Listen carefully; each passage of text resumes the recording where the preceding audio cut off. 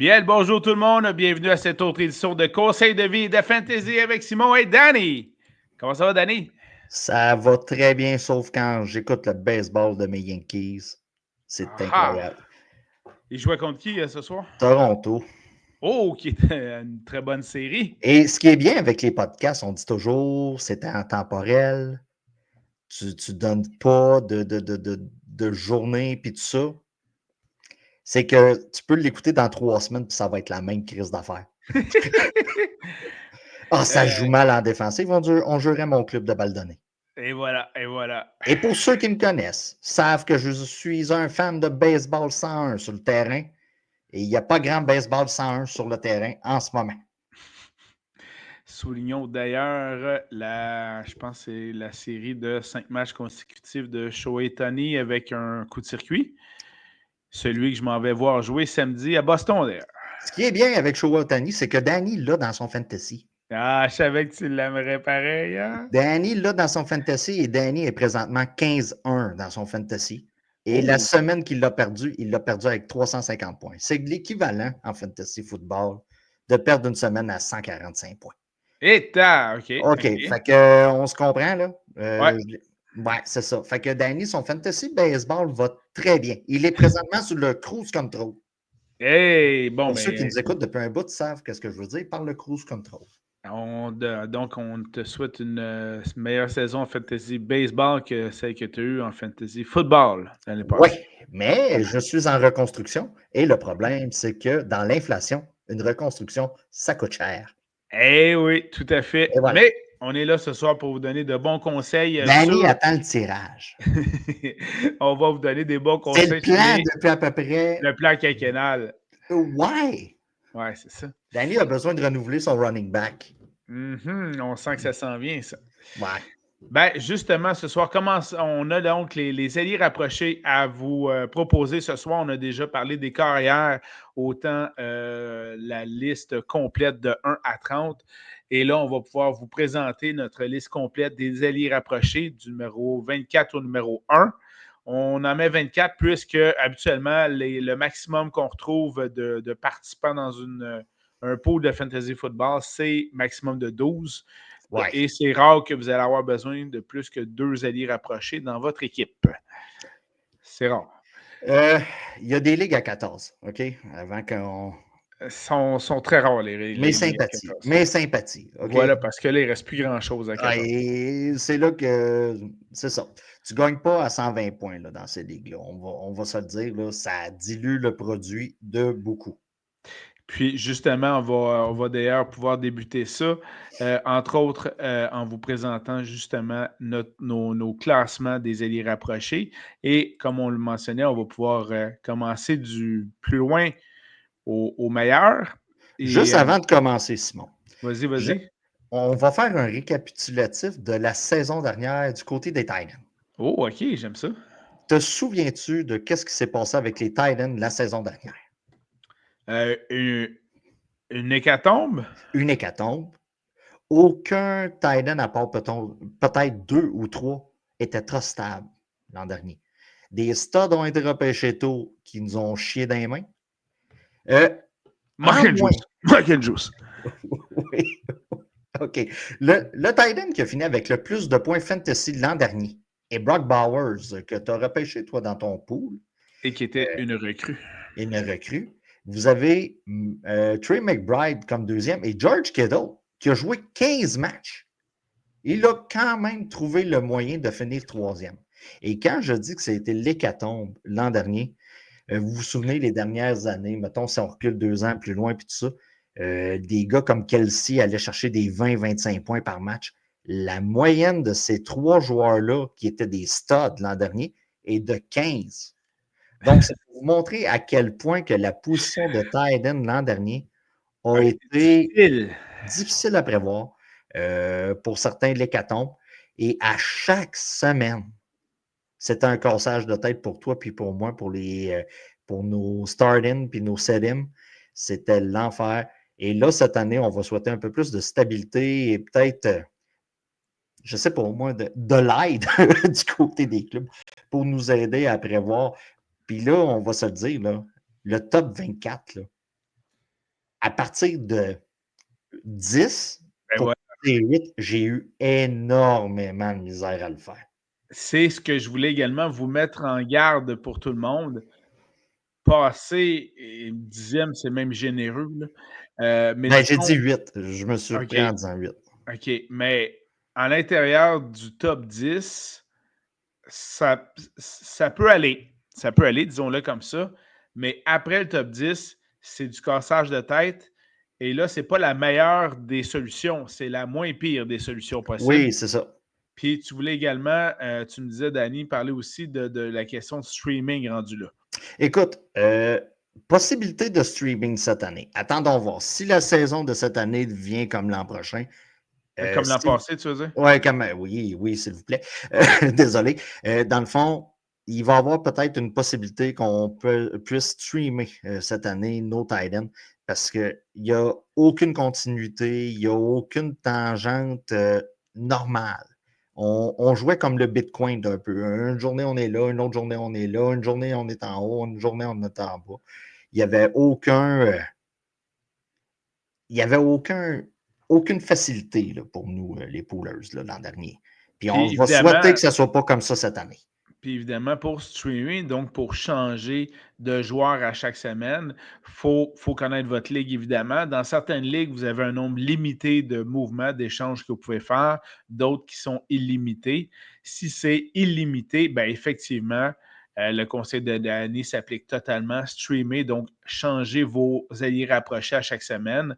Habituellement, vous allez avoir un bon prospect, un bon stud, on vous l'espère. Puis le deuxième, ben, vous avez l'échanger à tour de bras au courant de la saison, là, dans ce cas-ci.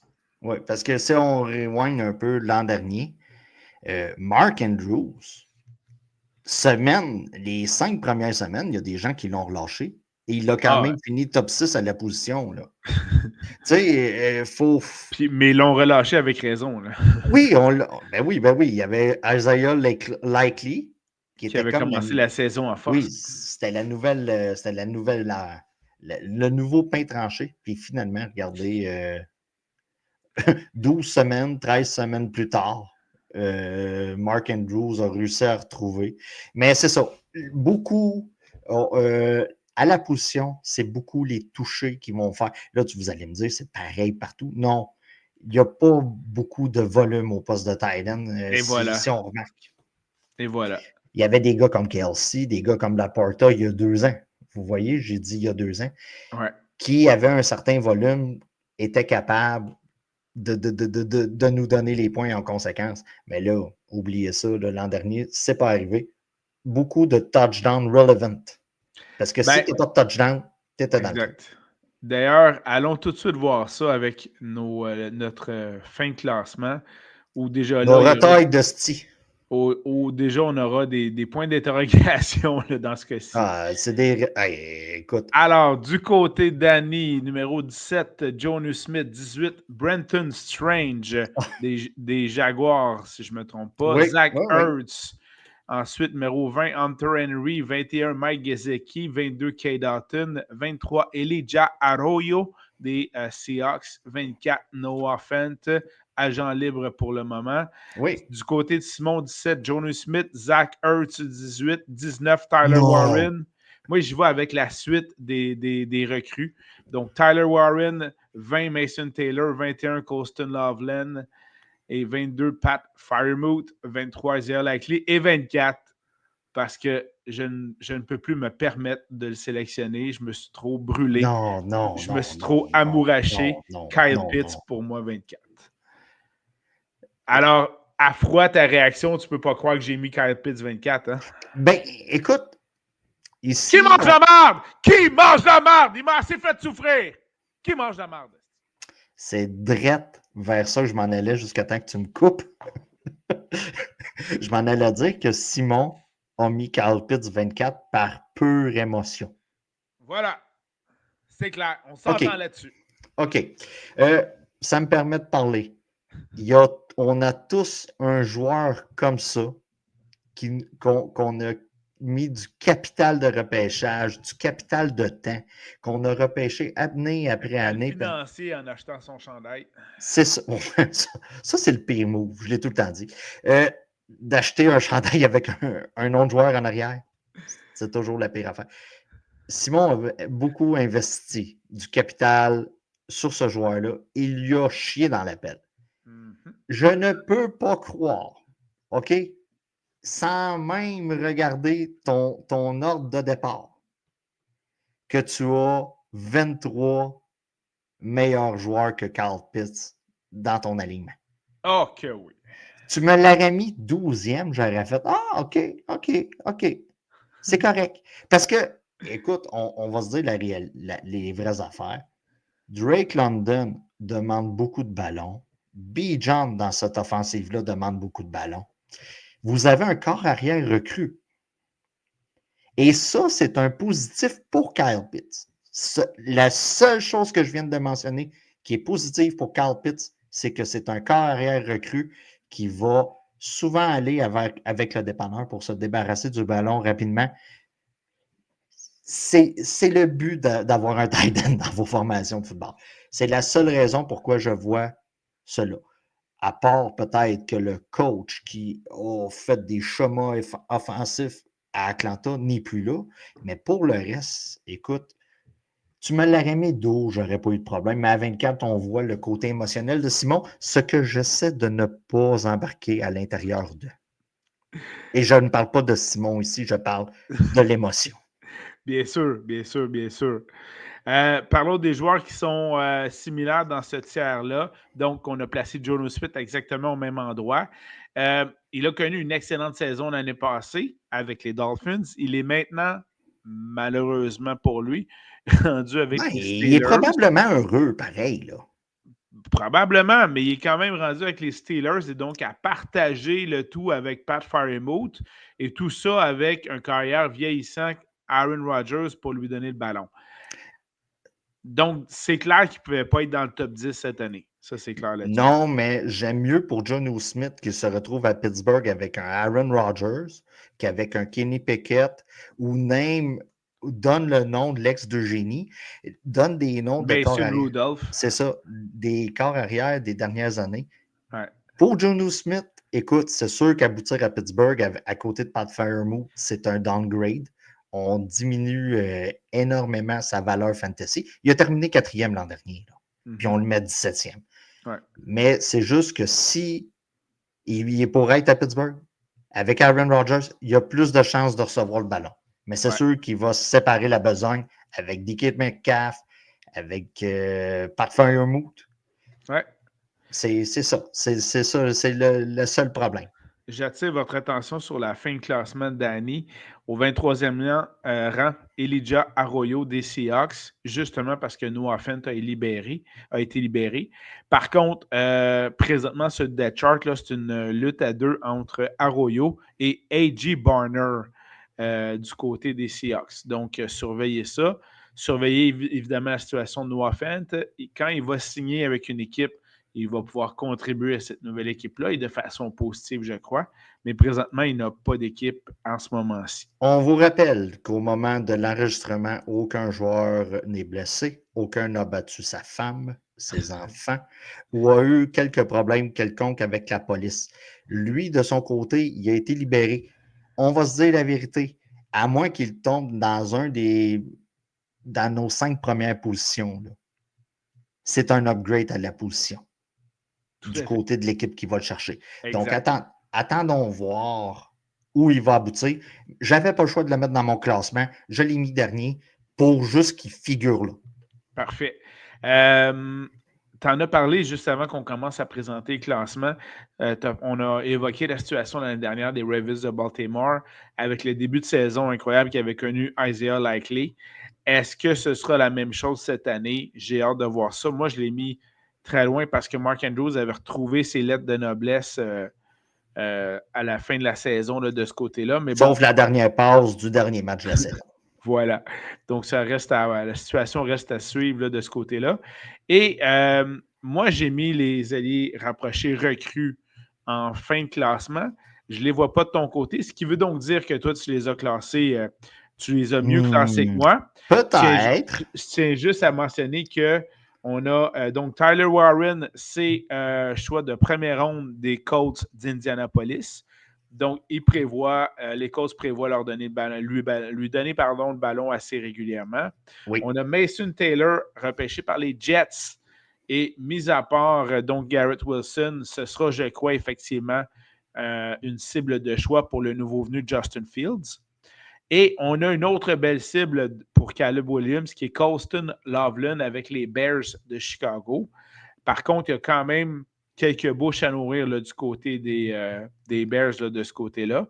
Mais on s'entend que Loveland vient déjà de surpasser Cole Kmet sur le depth chart des Bears. On vous rappelle que notre classement n'est pas un classement en Dynasty.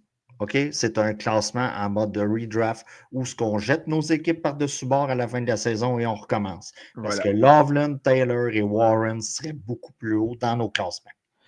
Allons-y avec le reste. On arrive tiers 3. Donc, numéro 10, Mark Andrews du côté de Danny. Jake Ferguson, 11. Dalton Kincaid, 12. Kyle Pitts, 13. Dallas Goedert, 14. Colston Loveland, justement, 15. Et Tyler Warren, 16. De mon côté, 10e, Evan Engram, 11. Jake Ferguson, 12. Tucker Kraft, 13. Dallas Goedert, 14. Mike Gesicki, 15. Dalton Kincaid et 16. Darren Waller. Quelques similitudes de ce côté-là. Donc, Jake Ferguson, exactement, on le voit exactement à la même place là-dessus. Dallas Goedert, très proche l'un de l'autre également. Et puis, Kincaid, pas trop loin l'un de l'autre non plus à ce niveau-là.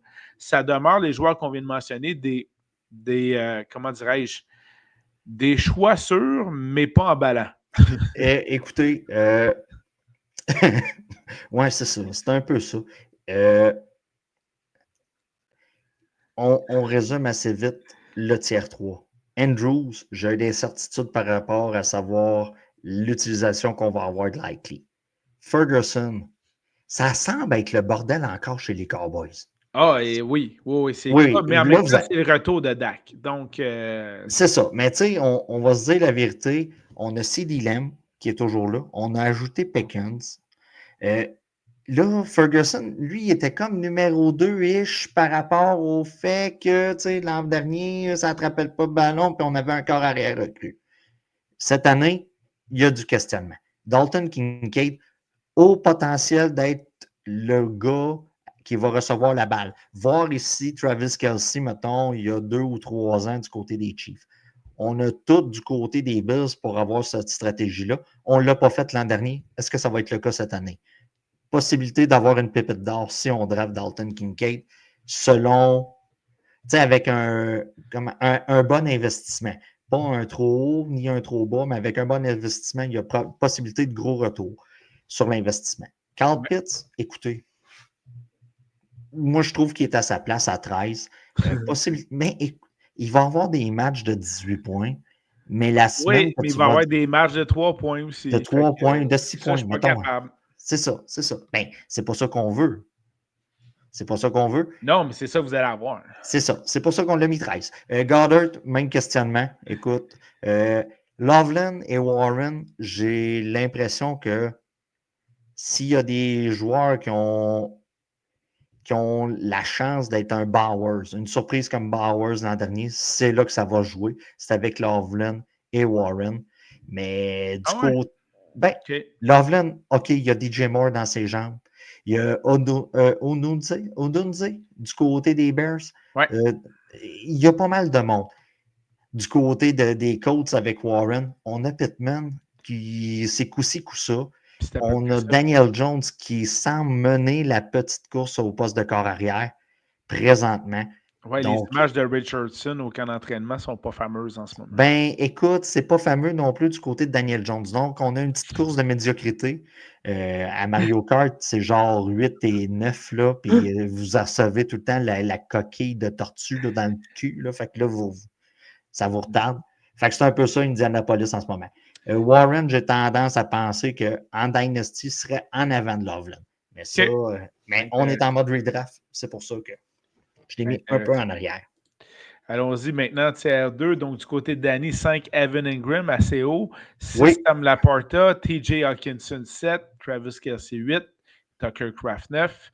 De mon côté, 5, TJ Hawkinson. 6, Sam Laporta. Hunter Henry à 7. Mark Andrews à 8. David Njoku à 9. Donc, quelques similitudes. Je pense entre autres à TJ Hawkinson. Sam Laporta, on le voit exactement à la même place de ce côté-là. Il y a une bonne disparité, puis on pourra en reparler dans le tiers 1 pour un certain joueur que tu as placé 8, si on va y revenir. Tucker Craft, je l'avais dans le tiers 3, mais on est à quelques rangs près. Il y a quand même beaucoup de bouches à nourrir du côté de Green Bay. Puis c'est pas mal à partir de là, je pense, ton commentaire d'emblée s'applique totalement, c'est-à-dire à partir du 8, 9e, 10e allié rapproché que vous avez dans votre pool, c'est du streaming all the way. Ben, c'est un coup de dé. C'est un coup de dé à chaque semaine. Puis tu souhaites pour le mieux. Puis tu y vas avec des joueurs qui sont en tangente positive, qu'il n'y a pas de régression. Puis c'est un peu ce que la position nous dit de faire au cours, mettons, depuis l'an dernier. Attendons voir si c'est comme ça cette année. Petite confidence, si vous manquez un des alliés rapprochés du tiers 1, c'est là où dans le tiers 2, moi, je serais personnellement très heureux de pouvoir avoir un Sam Laporta ou un TJ Hawkinson dans mon équipe avec des attaques explosives, des offensives dynamiques et avec des bons carrières. Ça va être intéressant là, ce qu'on va pouvoir avoir là, de ce côté-là. Voilà.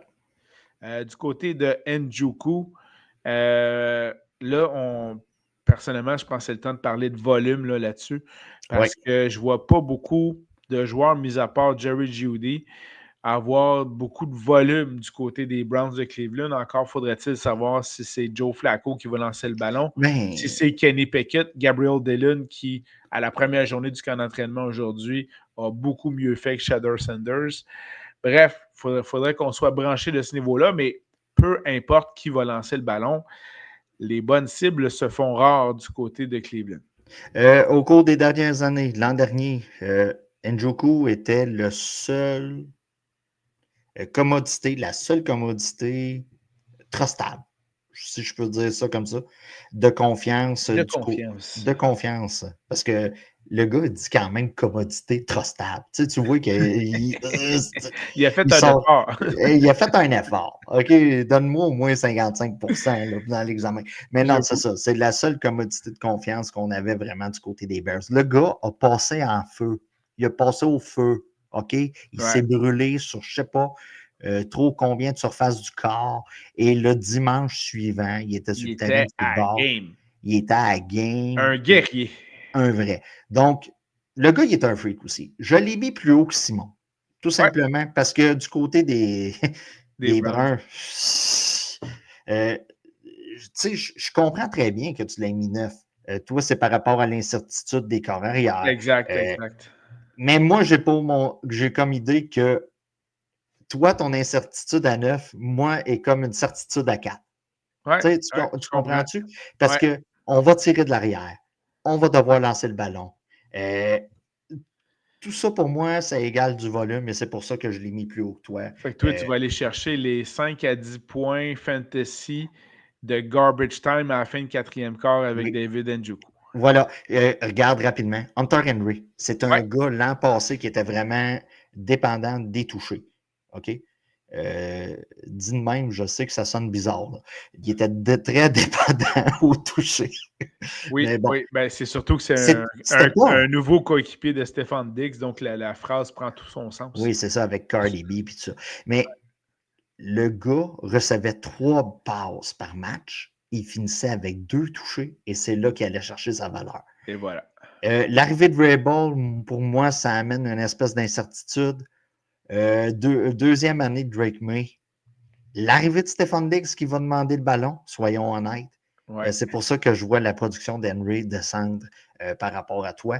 Mais ça se peut que semaine 6, on se dit, regardez, ce gars-là est une véritable aubaine. Il a son touché par match. Et en moyenne, tout le monde est à peu près à 9 points à la position. Lui, il fait avec son touché puis tout va bien. Voilà. Voilà. Alors, passons au tiers 1 qui sera quand même assez rapide. Danny, numéro 1, Brock Bowers. Numéro 2, Trey McBride. Numéro 3, George Kittle. 4e, David Njoku. Et de mon côté, 1, Brock Bowers. 2, George Kittle. 3, Trey McBride. Et 4e, Travis Kelce. Alors, c'est là la nuance entre les deux. Premièrement, on s'entend, là, Brock Bowers est l'ailier rapproché à avoir dans Tu aurais votre... pu mettre McBride, je t'interromps. Tu aurais pu Vas-y. mettre McBride numéro 1 et je t'aurais même pas obstiné. OK? C'est un peu ça que je vois cette année. Peut-être qu'on. Tu sais, on a mis Bowers, mais Bowers s'en vient avec un nouveau corps arrière, un nouveau running back, un nouvel entraîneur. Il y a plein de nouveautés qu'on a cette année qu'on n'avait pas l'an passé. Ça, c'est vrai, mais si on regarde le corps de receveur des Raiders, j'ai pleinement confiance qu'ils devront donner le ballon à Brock Bowers pour espérer avancer sur le terrain lors des matchs en 2025. Tu changes Brock Bowers pour Trey McBride et tu dis les Cardinals et tu dis la même phrase que tu as dit. On n'a tellement pas fait de changement. C'est la même chose. Mais tu sais, 1 et 2, écoutez, j'y étais avec l'ordre de l'an dernier. Ouais. C'est sûr qu'à long terme, en Dynasty, là, vous avez 2 studs là, présentement. Là. Exact. Mais je fais juste continuer sur ce que tu viens de mentionner, c'est important là, parce que en fantasy football, c'est pas. On vous a déjà parlé là, lors des podcasts précédents sur les carrières.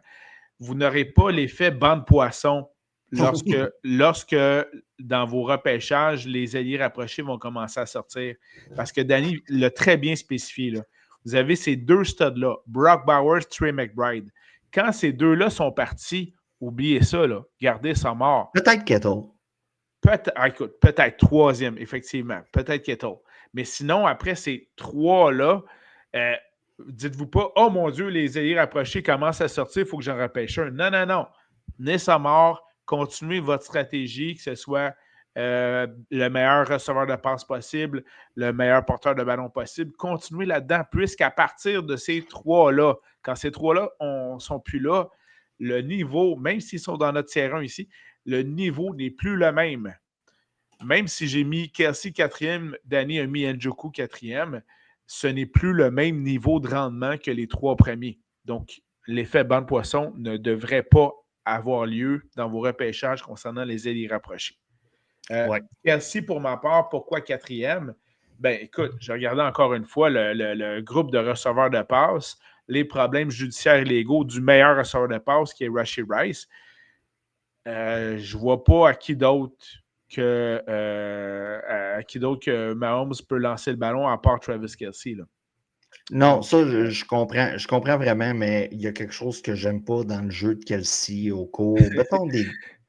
Puis oh, ça... mon anti-Swifty, toi. Non, non, non, non, non, non. Mais ça a peut-être un lien. Écoute, le gars vieillit, OK? Il est rendu soft. Ouais. Oh, il y a beaucoup de ça. Mais c'est sûr que. Puis si on regarde l'an dernier, là, on visait là, sur. Si tu as le depth chart proche, là, j'ai un blanc de mémoire pour le nom. Ouais. On visait beaucoup le second à la fin de l'année, là, au poste de tight end. Là. On a commencé à Noah l'incorporer. Gray. Ben voilà, Noah Gray. On l'a Ouais. beaucoup plus incorporé dans les jeux.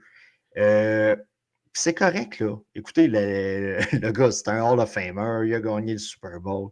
Il a Taylor dans la chambre. OK, tout va bien pour ce gars-là. Mais quand on me dit j'ai perdu 25 livres durant l'entre-saison, tu sais, j'ai changé de coupe de cheveux. Tu vois, là, toutes les tangentes que ça prend une tangente vers la retraite. Puis, moi, je pense de plus en plus que s'il aurait gagné le Super Bowl l'an dernier, c'était terminé de son côté. Il ne voulait juste pas finir avec une défaite. C'est très personnel. Puis, c'est plate, là. Mais des fois, ça rentre en ligne de compte dans mes classements que je fais avec toi. Puis, c'en est un, mais tu sais, je ne l'ai pas mis à 24 comme tu as fait avec Kyle Pitts. Là. OK? Tu sais, j'y étais. OK? Moi, je trouve que le wokisme a beaucoup gagné Kelsey. OK? Moi, là, je trouve que le wokisme a beaucoup gagné Kelsey. Et ça, j'aime pas ça. J'aime mes mâles alpha. Mais ça ne m'a pas permis de le descendre 24e. Je l'ai descendu Juste un peu plus bas, OK? Parce que j'ai essayé d'être raisonné par rapport à ce que tu as dit. C'est Si vous bien. l'avez comme tight end numéro 2, puis vous avez Ferguson comme deuxième, vous êtes en Oh, wow! voiture, là. Ben Vous êtes en oui, ben voiture, oui, là. c'est clair. Et ça Puis se il y a peut que vous des gars, fassiez là. jouer Ferguson plus souvent, mais vous avez au Il y a moins Kraft que une. j'ai mis plus haut, là. Oui, c'est vrai. Moi, je l'ai mis plus haut. Puis regarde, la plupart des analystes, ils le mettent 13-14. Tu as ces deux-là, tu es en voiture. C'est clair. C'est clair. Semaine 1, tu es en voiture. Ça se peut que semaine 5, tu me dis, hey, il y en a un qui est magané, l'autre, le coach, ils vont le virer parce que ça ne fit pas. Mais en début de saison, normalement, tu es supposé d'être bien assis, tes deux bras croisés, puis tu attends que ça commence, puis tu es à l'aise. Voilà. Et ça vient pour ma part, du propriétaire de Brock Bowers. Alors, si je vise un Sam Laporta ou T.J. Hawkinson comme deuxième à les rapprocher, je n'en serai qu'heureux. Voilà. Voilà. Voilà. Hey, merci beaucoup, Danny. Merci à toi, Simon. Très plaisant de ce côté-là. Allons-y tout de suite en finissant ce segment de podcast par un petit conseil de vie. Simon, c'est toi? Je te laisse commencer. Shout out au prince des ténèbres. Shout Oh! out. OK? Mon cœur saigne en ce moment. Je dois faire le R.I.P. deuil. Ozzy. Ozzy, oui, oh oui. Danny est fan de musique heavy metal et Ozzy et sa gang, Tony Iommi, Geezer Butler et Bill Ward ont parti un mouvement britannique. Toute la bonne musique a parti de là. Remarquez, là, fin des années 60, début 70, toute la bonne musique est partie des British et sa création du heavy metal. Le gars a créé un groupe légendaire. Il a réussi à avoir une carrière solo après, ce qui n'a pas été le cas nécessairement de tous les frontmen qui ont été crissés dehors de leur groupe. Ozzy a réussi. D'une note personnelle, j'ai réussi à le voir 3 fois en show. 2 fois avec Black Sabbath, avec Tony OK. Iommi et Geezer Butler, et OK. une fois en solo. Et c'était la première fois que je le voyais, c'était en solo, et je m'étais dit, plus jamais. Mais quand que la tournée avec Black Sabbath, la première de Réunion, là, j'ai fait T'as flanché. J'ai flanché. Je me suis dit, regarde, il faut que je vois ça. Et il était plus en forme qu'à la tournée qui datait de au moins 4-5 ans avant. OK.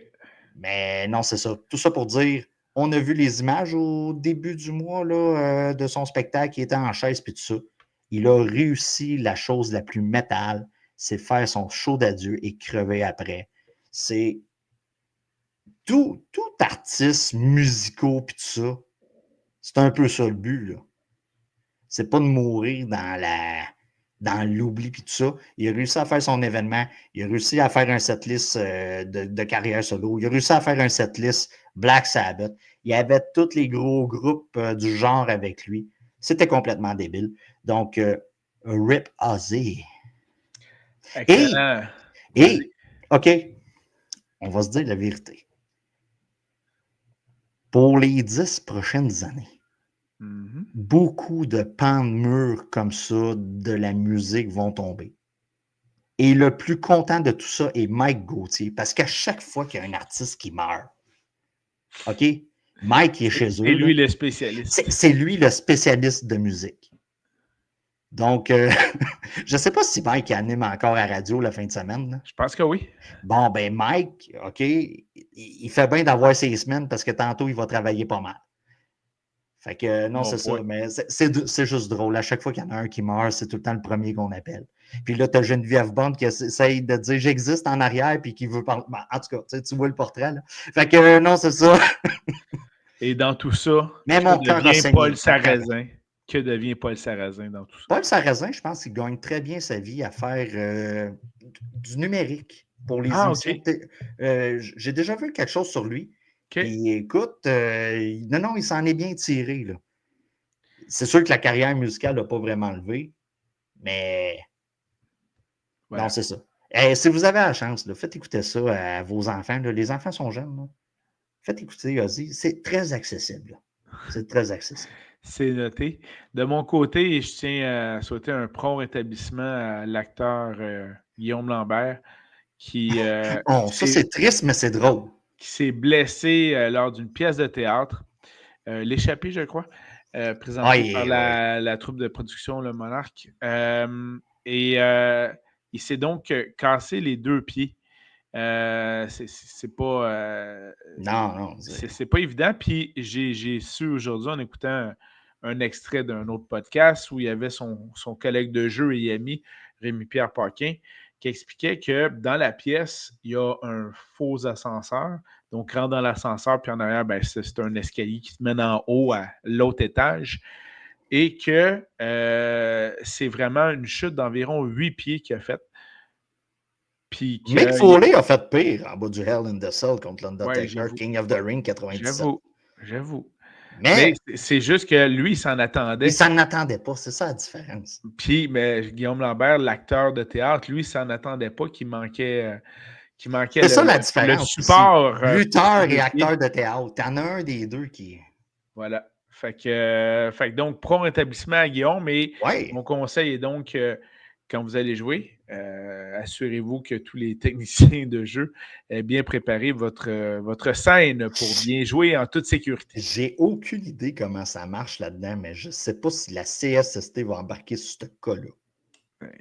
C'est sûr que ça a dû embarquer. Je ne sais pas, là, mais... C'est clair. Parce que là, un plancher, pas de plancher, ascenseur, pas ascenseur. Puis 8 chutes de 8 pieds. Une chute de 8 pieds. Moi, au début, quand j'avais vu ça, je pensais qu'il avait sacré le camp en bas de la scène. Tu sais, on voit tout le temps un artiste une fois de temps en temps qui sacre le camp en bas de la scène. Puis tu vois vraiment des bandes réfléchissantes identifiées. Puis tu te dis, regarde, le gars, il était trop dans son rôle. Tu sais, Mais là, moi, j'ai vu un reel. Il essayait de faire de la cuisine, là, son espèce de buggy. Oui. Ah, il avait de l'air. Magané. Magané. Je me suis cassé un petit orteil un moment donné. Pas évident.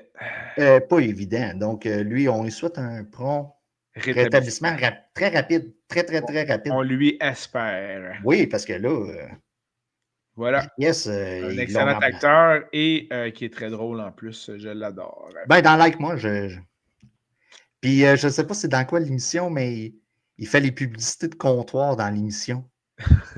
C'est avec Anne Darval, puis tout ça. Non, écoute, Non, il y a un ton de voix très marrant quand il veut. Voilà. Quand il veut le faire. Tout à fait. Quand il peut également aussi. Écoute. Merci beaucoup, Danny, pour ce classement des alliés rapprochés de ses conseils de vie. Suivez nos publications. On va en venir à vous présenter différents autres groupes de joueurs et les prochains groupes qu'on va pouvoir présenter, ce sont les défensives et les batteurs de précision. Et par la suite, ce sera donc à ce moment-là les receveurs de passe et les porteurs de balle.